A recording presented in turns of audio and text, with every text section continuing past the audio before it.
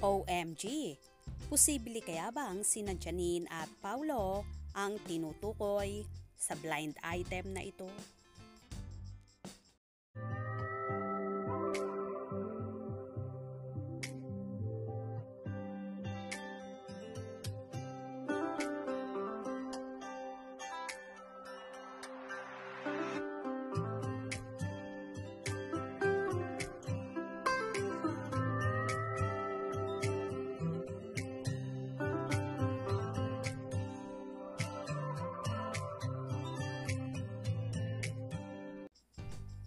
Clueless ang mga kamag-anak sa father side ng isang actress na nabalitang nakipagbalikan sa kanyang actor boyfriend. On and off kasi ang relasyon ng dalawa, kaya itong pagbabalikan nila, naalarma ang malapit na kamag-anak ni girl.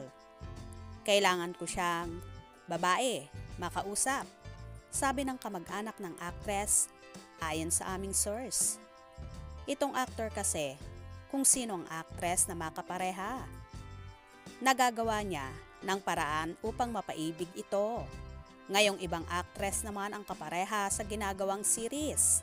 Pinatos niya yon, kahit na nga may boyfriend ang pinatulang actress na hiwalay na sa actor boyfriend.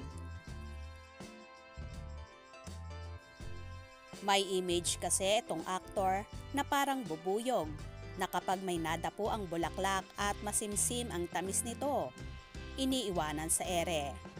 Kaya hanggang ngayon, wala pa rin itong asawa, pero may anak sa unang babaeng nakarelasyon niya.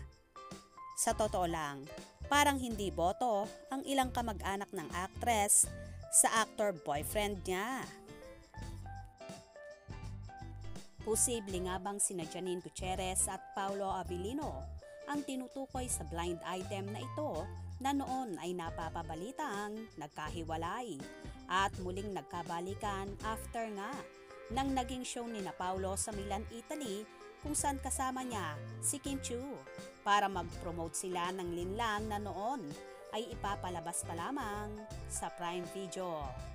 May mga kumalat kasi na sweet video sina Kim at Paulo kung saan palagi silang magkasama sa pagkain at kahit sa pamamasyal. Posible kaya nga bang isa rin ito sa naging dahilan kaya nagkalabuan ang paunin noon?